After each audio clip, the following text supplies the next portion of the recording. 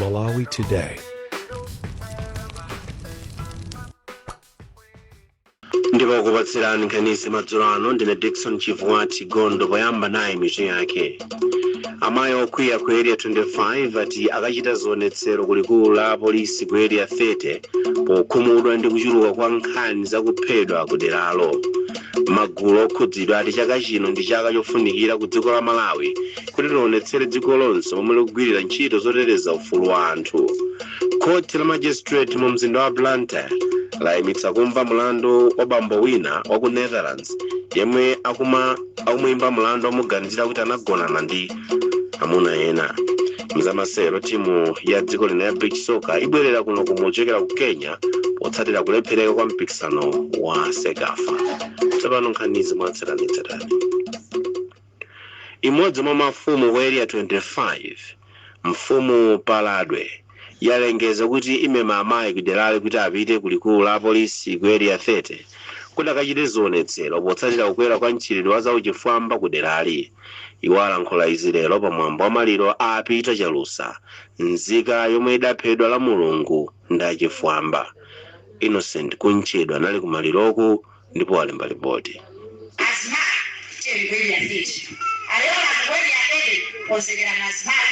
Uku akuoneka okhumudwa kwambiri mmodzi mwa mafumu ku area 25 apaladwe amayankhula pamwambo wa maliro a Peter Chalusa, nzika inanso ya derali yomwe moyo wake achifwamba audula. Mfumuyi yati ngati mayi ndi okhudzidwa kwambiri kuti abambo ambiri akuphedwa kusiya amayi ndi ana amasiye.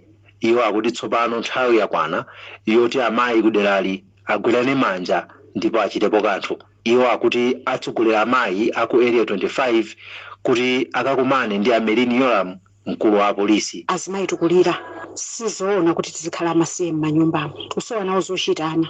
Tikulira mafizita atingakuti tatizo lapita timacha timemezana 25 yonse azimayi tikakumane ndi mayi zathu ku area 30 mayi Yoram atithandize pa nkhani ya chitetezo. Polankhula pamwambo wa maliro omwewu, mkulu wa polisi yona zachitetezo chakumudzi kudera la Kanengo a Henry Madzimaera achenjeza kuti azipereka zilango zokhwima kwa ambanda akagwira. Akabazadi timafuna taita nitsosa njinga za moto tifampikesere khuza na anthu amene akupha anthu zimafeta amene njinga za moto. So timati anthu amene atanise tapase zindiwe zonena zimene apolisi azizidziwa komanso ifachitezo tizizidziwa kuti akamenda pasiwa paja azitha kumadziwana kuti uyu ni mulendo uyu si mulendo. Malinga ndi akubanja a Peter Chalusa anaphedwa la Mulungu pomwe amachokera kukaonera masewero a mpira wa miyendo wa matimu a Chelsea ndi PSG.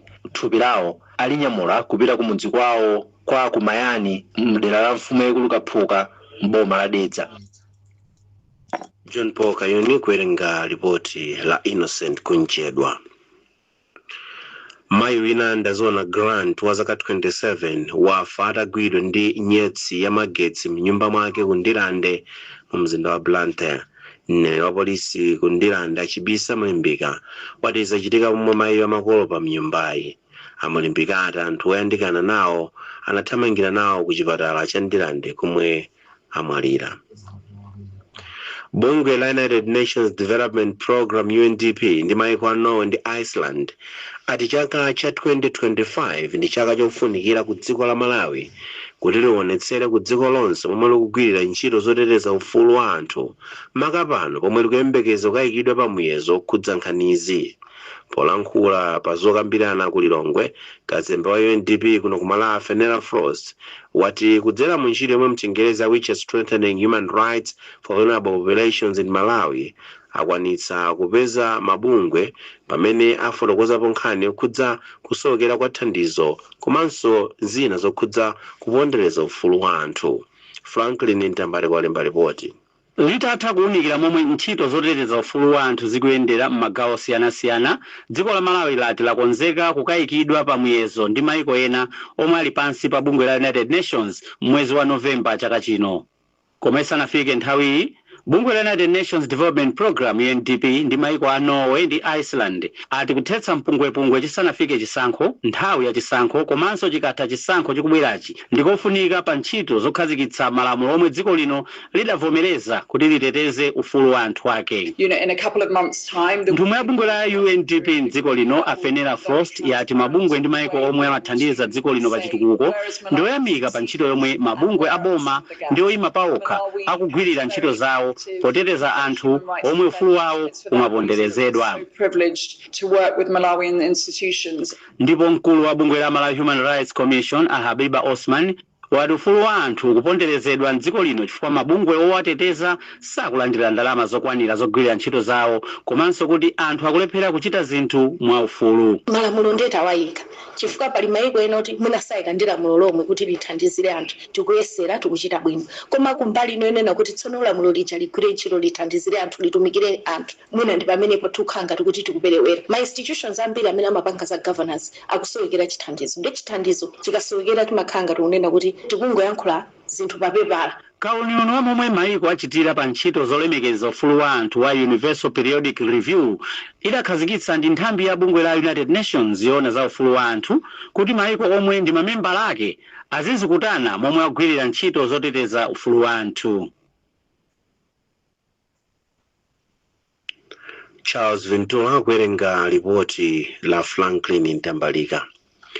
Kampani ya ADMAC yati yagula chimanga chokwana matani 15,875 kuchokera kwa alimi mwa matani 40,000 chomwe likuyembekeza kugula.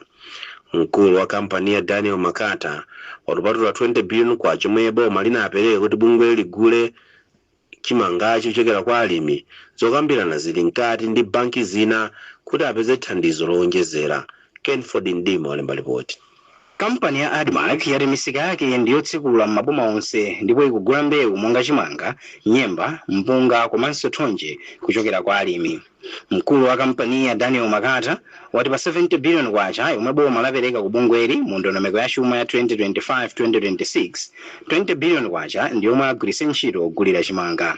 Iwo ati pano ADMAC yagula matani 15,875 a chimanga kuchokera kwa alimi koma chikonzero chawo nchoti agule matani 40,000. Vuto la ADMAC ya chaka chinochi sindalama. Boma latipasa ndithu ndalama zambiri. Alimi mwina ndi amene akhale ndi vuto kuti iwo akanika kuti panga supply. Komanso boma lomwelo latilola kuti ngati zimene takupasani izi mukuona kuti sizikwanira kugula zonse zipitani ku banki mukatenge ndalama zoti mwagulira alimi. Pothirapo ndemanga pa izi katswiri wa zaulimi Leonard Chimwaza wali chikonzero cha ADMAC chogula zokolola kwa alimi chikuthandiza kuti alimi apeze phindu lochuluka. Nkofunika kunena kuti ino pakhale ndithu kusiyanisa kwenikweni kunena kuti ngati zili ntchito za malonda azichitike mwa malonda ndicho ngachano bungwe lisasimphine chifukwa sikwabwino kuti no chaka ndi chaka tidzingo tino boma lithandiza ADMAC polipasa ndalama ayi. Pakadali pano kampani iyi ili malingaliro onjezera mulingo wa ndolo omwe limafuna kugula kuchoka pa matani 20,000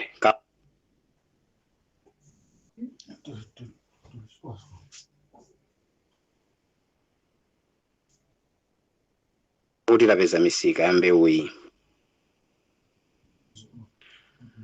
Chance Mlozabanda kuwerenga ripoti la Kenford Ndima. Mukumvera nkhani pano pa Zodiac ndipo uli ndine Dickson Chivwati Gondo tonenso miti yake tisanapitirire. Koti la magistrate mu mzinda wa Blantyre yalayimitsa kumva mlandu wa bambo wina wa ku Netherlands yemwe akumuyimba mlandu womuganizira kuti anagonana ndi amuna ena. Amayi okwiya ku area 25 ati akachita zionetsero kulikulu la polisi ku area 30 pokhumudwa ndi kuchuluka kwa nkhani zophedwa ku dera lawo. Magulu okhudzidwa ati chaka chino ndi chaka chofunikira ku dziko la Malawi kuti lionetsere ku dziko lonse momwe likugwirira ntchito zoteteza ufulu wa anthu. Mzamasewero timu ya dziko lino ya mpira wa miyendo wa pagombe ikuyembekezeka kubwerera ku mudzi lachinayi kuchokera ku Kenya potsatira kulephereka kwa mpikisano wa Sekafa. Tipitirire ndi nkhanizi. Koti la magistrate mu mzinda wa Blantyre layimitsa kumva mlandu wa bambo wina wa ku Netherlands Wim Axter yemwe akumuyimba pomuganizira anagonana ndi abambo ena. Bwaloli linanena izi loya wa Axter atafunsa mafunso mboni yoyamba. Emmanuel Chibwana anali ku bwaloli ndipo wadza ndi ripoti. Mboni anayilola kuti kuzogwiritsa ntchito chizungu kapena chichewa pomwe kupereka umboni. Loya wa amene akuyimbidwa mulandu a Faustino Maere anafunsitsitsa mboniyi kuti inene mwatsatanetsatane kuti chimachitika nchiyani ndipo zimachitika chifukwa chiyani. Mboniyi inati a Axter amawawuza kuti adzapyopyona komanso adzagwiragwira malo obisika. Amaere panja pa khoti anati mlandu onsewu ngwabodza. Nkhani imene abwera kukhotuno ndi abodza andi mwachi ndungi zikuonesa kuti ndi anthu ena amene angochoka kunja kwa Malawi kuno kufuna kuzayambisa nkhani zabodza m'Malawi muno kuti Mr. Wimo achoke pa udindo wawo ndipo autenge udindo ndipo udindo autengadi. Loya wa boma Victor Jere anati aboma asintha zina ndi zina mu mlandu ndi cholinga choti sizigwirizana ndi umboni. Imene tayimisira pano tayimisa kuti mboni yoyamba tathana nayo andi paife monga boma ndifo kondwa kwambiri ndi umboni imene watulukira andi timbayang'anira kusogolo tsiku la 18 lomwe atipasa kuti tizapitirize kuperekera maumboni athu ena. Mlandu unayamba zaka zingapo zapitazo ndipo wakhala kuzungulira kufika Constitutional Court kenako ndikubwerera ku Magistrate Court. Awim Axter akuyimba mlandu kuti amachita zachiwerewere ndi achinyamata achichepere ku Timotheus komwe iwo amagwira ntchito. M'malo mwa ZBS kuno ku Blantyre ndine Emmanuel Chibwana. Nthambi ya umoyo mu mpingo wa CCP mu Synod ya Livingstonia yati kusowa kwa ntchito zothandiza anthu aulumali mzipatala za dziko lino kukuchititsanso kuti zisokoneze ntchito za umoyo. Mkulu za ntchito ku nthambi ya Leston Muntali wati zipatala zambiri mulibe zipangizo zoyenerera. Towera katswiri walemba ripoti.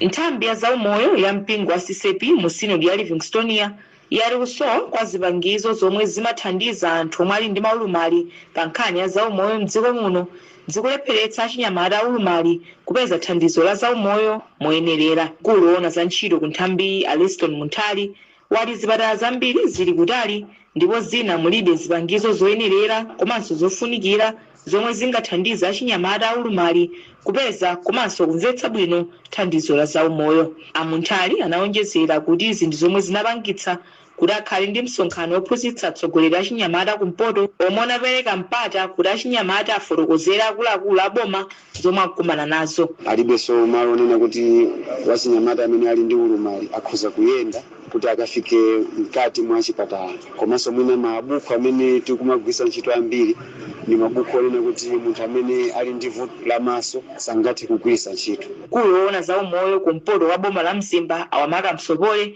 wati zomwe zafotokozedwa ndi achinyamata ndi zoona ndipo msonkhanowu wapatsa mwayi kuti akuluakulu aboma nawonso afotokoze momwe ofesi zawo zimagwirira ntchito komanso kufufuza njira zothetsera mavuto omwe achinyamata akukumana nawo. Zimavuta akabwera mzipatala zathu tikapeza mwayi mpata komanso mothandizana ndi anzathu ena mabungwe tiphunzise amene amapereka maservisi za umoyo.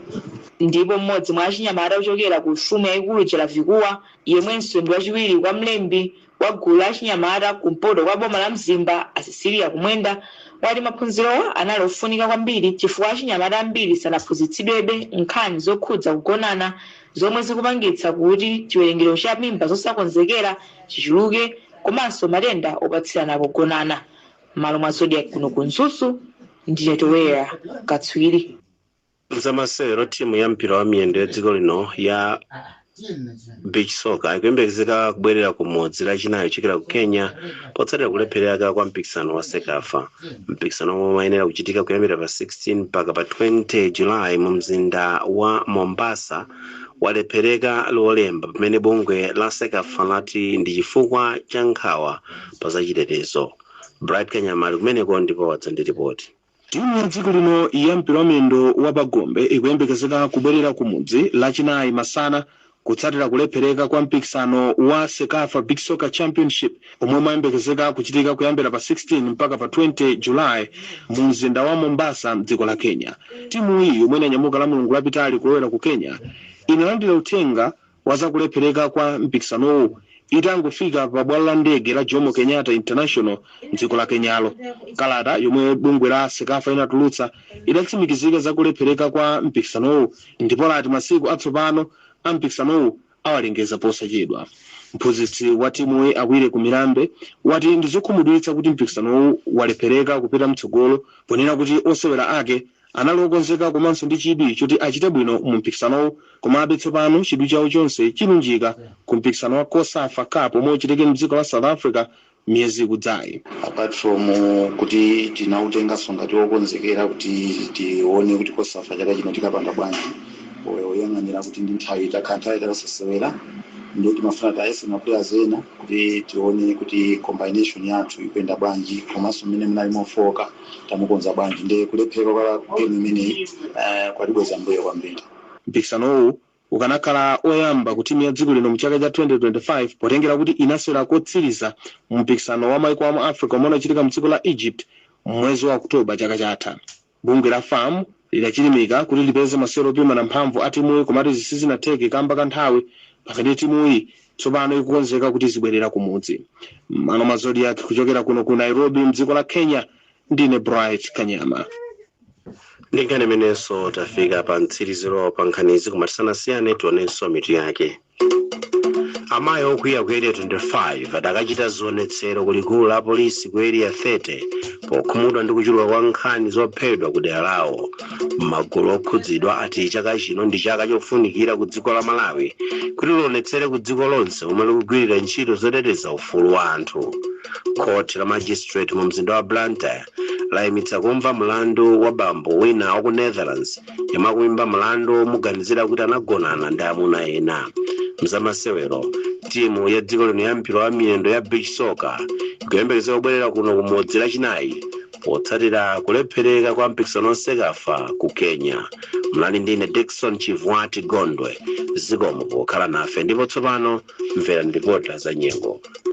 Aubatsiyane za nyengo ndi amazi bwenzero saona nyengo. Usiku uno ndi mamawa tiyembekeza nyengo yozizira madala ambiri koma mvula yowaza igwa madala ochepa a mchigawo chakumpoto. Masana kudzakhala kwa nyengo ya dzuwa ndi yofunda madala ambiri. Anthu onse amagwira ntchito nyanja akupemphedwa kukhala atcheru ndi osamalitsa pa nthawiyi kufikira pa nyanja patakhala bata. Kwa Ngabu nyengo ifika mpaka pa 18 degrees Celsius, ku Mangochi 16 degrees Celsius, ku Blantyre 12 degrees Celsius, ku Lilongwe 11 degrees Celsius pamene ku Mzuzu